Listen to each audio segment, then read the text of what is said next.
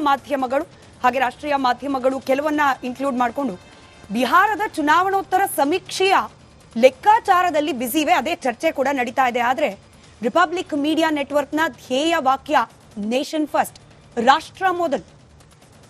ರಾಷ್ಟ್ರದ ಹೃದಯ Delhi, it's bleeding. ಮತ್ತೊಮ್ಮೆ ಅಮಾಯಕರ ಪ್ರಾಣಕ್ಕೆ ಹಾನಿಯಾಗಿದೆ, ದೇಶದ ಭದ್ರತೆಗೆ ಧಕ್ಕೆಯಾಗಿದೆ.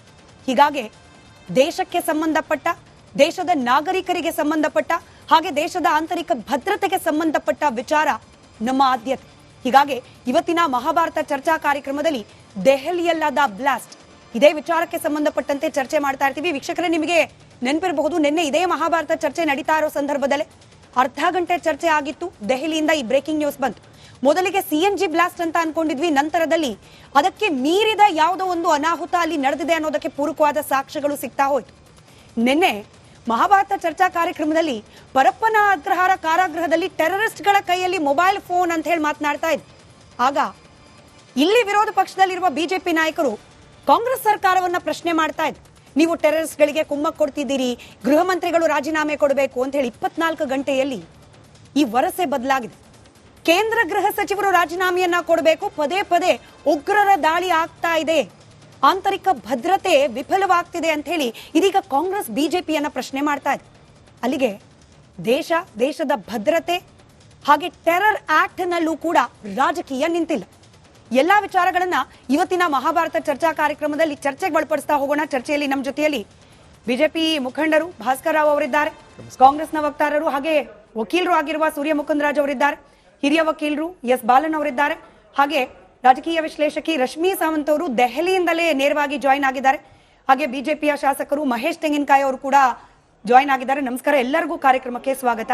ದೆಹಲಿಯಲ್ಲಿ ಇದ್ದಾರೆ ಅನ್ನೋ ಕಾರಣಕ್ಕೆ ನಾನು ಮೊದಲಿಗೆ ರಶ್ಮಿ ಅವರಿಂದಲೇ ಪ್ರಶ್ನೆಯನ್ನ ಪ್ರಾರಂಭ ಮಾಡ್ತೀನಿ. ರಶ್ಮಿ ಅವರು, ಇವತ್ತು 5 ಗಂಟೆಗೆ ರಿಪಬ್ಲಿಕ್ ಕನ್ನಡದಲ್ಲಿ ಕಾಲ್ ಇನ್ ಪ್ರೋಗ್ರಾಮ್ ಇತ್ತು, ಅಂದ್ರೆ ವೀಕ್ಷಕರಿಂದ ಅಭಿಪ್ರಾಯವನ್ನ ಸಂಗ್ರಹಿಸುವ ಕಾರ್ಯಕ್ರಮ. ಈ ದೆಹಲಿ ಬ್ಲಾಸ್ಟ್ ಬಗ್ಗೆ ಒಬ್ಬ ವೀಕ್ಷಕರು ಹೇಳಿದ್ದ ಮಾತನ್ನ ನಿಮಗೆ ಪ್ರಶ್ನೆಯಾಗಿ ಕೇಳ್ತಿದ್ದೀನಿ. ರಾಡಿಕಲ್ಸ್, ನಾನು ಬಹಳ ಪ್ರಜ್ಞಾಪೂರ್ವಕವಾಗಿ ಪದ ಬಳಸ್ತಿದ್ದೀನಿ, ಧರ್ಮದ ಲೇಪನ ಇಲ್ಲದೆ.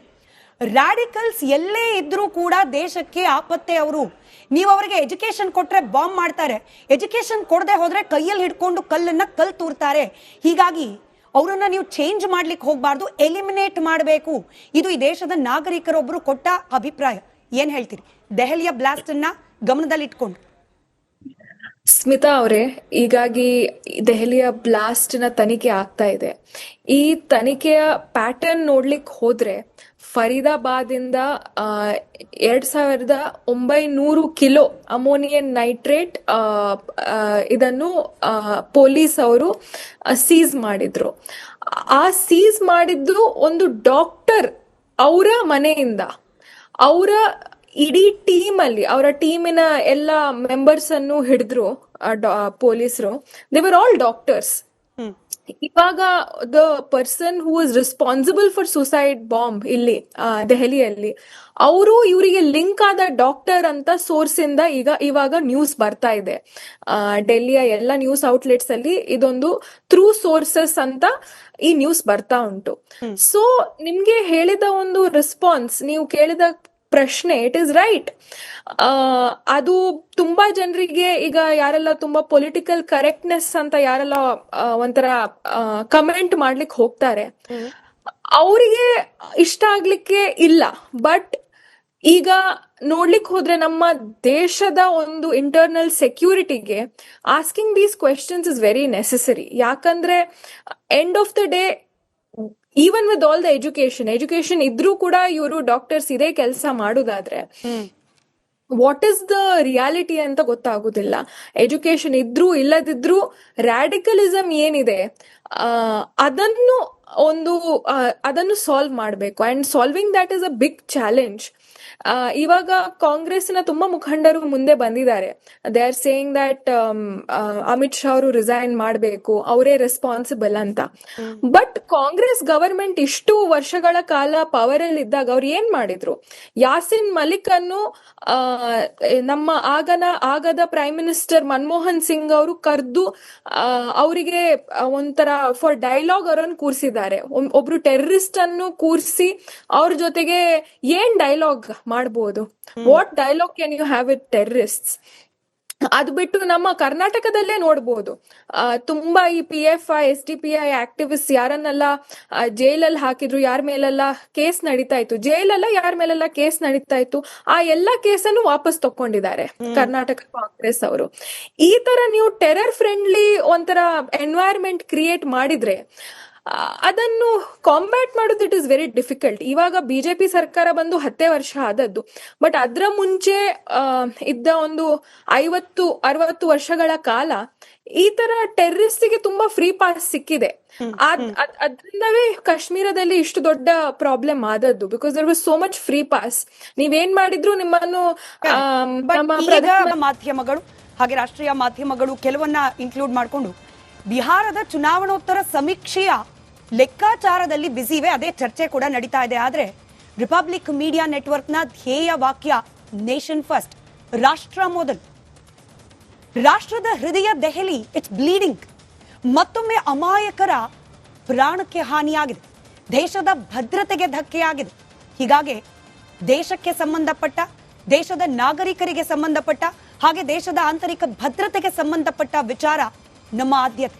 ಹೀಗಾಗಿ ಇವತ್ತಿನ ಮಹಾಭಾರತ ಚರ್ಚಾ ಕಾರ್ಯಕ್ರಮದಲ್ಲಿ ದೆಹಲಿಯಲ್ಲಾದ ಬ್ಲಾಸ್ಟ್, ಇದೇ ವಿಚಾರಕ್ಕೆ ಸಂಬಂಧಪಟ್ಟಂತೆ ಚರ್ಚೆ ಮಾಡ್ತಾ ಇರ್ತೀವಿ. ವೀಕ್ಷಕರೇ, ನಿಮಗೆ ನೆನಪಿರಬಹುದು, ನಿನ್ನೆ ಇದೇ ಮಹಾಭಾರತ ಚರ್ಚೆ ನಡೀತಾ ಇರೋ ಸಂದರ್ಭದಲ್ಲೇ ಅರ್ಧ ಗಂಟೆ ಚರ್ಚೆ ಆಗಿತ್ತು. ದೆಹಲಿಯಿಂದ ಈ ಬ್ರೇಕಿಂಗ್ ನ್ಯೂಸ್ ಬಂತು.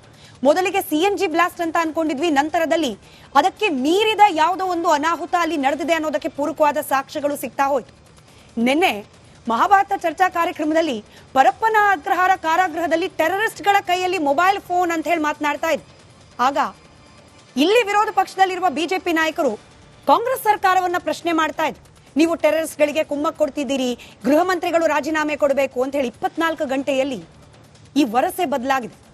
ಕೇಂದ್ರ ಗೃಹ ಸಚಿವರು ರಾಜೀನಾಮೆಯನ್ನ ಕೊಡಬೇಕು, ಪದೇ ಪದೇ ಉಗ್ರರ ದಾಳಿ ಆಗ್ತಾ ಇದೆ, ಆಂತರಿಕ ಭದ್ರತೆ ವಿಫಲವಾಗ್ತಿದೆ ಅಂತ ಹೇಳಿ ಇದೀಗ ಕಾಂಗ್ರೆಸ್ ಬಿಜೆಪಿಯನ್ನ ಪ್ರಶ್ನೆ ಮಾಡ್ತಾ ಇದೆ.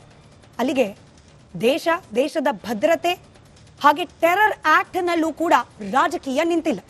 ಎಲ್ಲಾ ವಿಚಾರಗಳನ್ನ ಇವತ್ತಿನ ಮಹಾಭಾರತ ಚರ್ಚಾ ಕಾರ್ಯಕ್ರಮದಲ್ಲಿ ಚರ್ಚೆಗೆ ಒಳಪಡಿಸ್ತಾ ಹೋಗೋಣ. ಚರ್ಚೆಯಲ್ಲಿ ನಮ್ಮ ಜೊತೆಯಲ್ಲಿ ಬಿಜೆಪಿ ಮುಖಂಡರು ಭಾಸ್ಕರ್ ರಾವ್ ಅವರಿದ್ದಾರೆ, ಕಾಂಗ್ರೆಸ್ನ ವಕ್ತಾರರು ಹಾಗೆ ವಕೀಲರು ಆಗಿರುವ ಸೂರ್ಯ ಮುಕುಂದರಾಜ್ ಅವರಿದ್ದಾರೆ, ಹಿರಿಯ ವಕೀಲರು S ಬಾಲನ್ ಅವರಿದ್ದಾರೆ, ಹಾಗೆ ರಾಜಕೀಯ ವಿಶ್ಲೇಷಕಿ ರಶ್ಮಿ ಸಾವಂತ್ ಅವರು ದೆಹಲಿಯಿಂದಲೇ ನೇರವಾಗಿ ಜಾಯಿನ್ ಆಗಿದ್ದಾರೆ, ಹಾಗೆ ಬಿಜೆಪಿಯ ಶಾಸಕರು ಮಹೇಶ್ ತೆಂಗಿನಕಾಯಿ ಅವರು ಕೂಡ ಜಾಯಿನ್ ಆಗಿದ್ದಾರೆ. ನಮಸ್ಕಾರ, ಎಲ್ಲರಿಗೂ ಕಾರ್ಯಕ್ರಮಕ್ಕೆ ಸ್ವಾಗತ. ದೆಹಲಿಯಲ್ಲಿ ಇದ್ದಾರೆ ಅನ್ನೋ ಕಾರಣಕ್ಕೆ ನಾನು ಮೊದಲಿಗೆ ರಶ್ಮಿ ಅವರಿಂದಲೇ ಪ್ರಶ್ನೆಯನ್ನ ಪ್ರಾರಂಭ ಮಾಡ್ತೀನಿ. ರಶ್ಮಿ ಅವರು, ಇವತ್ತು 5 ಗಂಟೆಗೆ ರಿಪಬ್ಲಿಕ್ ಕನ್ನಡದಲ್ಲಿ ಕಾಲ್ ಇನ್ ಪ್ರೋಗ್ರಾಮ್ ಇತ್ತು, ಅಂದ್ರೆ ವೀಕ್ಷಕರಿಂದ ಅಭಿಪ್ರಾಯವನ್ನ ಸಂಗ್ರಹಿಸುವ ಕಾರ್ಯಕ್ರಮ. ಈ ದೆಹಲಿ ಬ್ಲಾಸ್ಟ್ ಬಗ್ಗೆ ಒಬ್ಬ ವೀಕ್ಷಕರು ಹೇಳಿದ್ದ ಮಾತನ್ನ ನಿಮಗೆ ಪ್ರಶ್ನೆಯಾಗಿ ಕೇಳ್ತಿದ್ದೀನಿ. ರಾಡಿಕಲ್ಸ್, ನಾನು ಬಹಳ ಪ್ರಜ್ಞಾಪೂರ್ವಕವಾಗಿ ಪದ ಬಳಸ್ತಿದ್ದೀನಿ, ಧರ್ಮದ ಲೇಪನ ಇಲ್ಲದೆ. ರಾಡಿಕಲ್ಸ್ ಎಲ್ಲೇ ಇದ್ರೂ ಕೂಡ ದೇಶಕ್ಕೆ ಆಪತ್ತೆ. ಅವರು, ನೀವು ಅವರಿಗೆ ಎಜುಕೇಶನ್ ಕೊಟ್ರೆ ಬಾಂಬ್ ಮಾಡ್ತಾರೆ, ಎಜುಕೇಶನ್ ಕೊಡದೆ ಹೋದ್ರೆ ಕೈಯಲ್ಲಿ ಹಿಡ್ಕೊಂಡು ಕಲ್ ತೂರ್ತಾರೆ. ಹೀಗಾಗಿ ಅವರನ್ನ ನೀವು ಚೇಂಜ್ ಮಾಡ್ಲಿಕ್ಕೆ ಹೋಗ್ಬಾರ್ದು, ಎಲಿಮಿನೇಟ್ ಮಾಡಬೇಕು. ಇದು ಈ ದೇಶದ ನಾಗರಿಕರೊಬ್ಬರು ಕೊಟ್ಟ ಅಭಿಪ್ರಾಯ. ಏನ್ ಹೇಳ್ತೀರಿ ದೆಹಲಿಯ ಬ್ಲಾಸ್ಟ್ ಅನ್ನ ಗಮನದಲ್ಲಿಟ್ಕೊಂಡು? ಸ್ಮಿತಾ ಅವರೇ, ಹೀಗಾಗಿ ದೆಹಲಿಯ ಬ್ಲಾಸ್ಟ್ ನ ತನಿಖೆ ಆಗ್ತಾ ಇದೆ.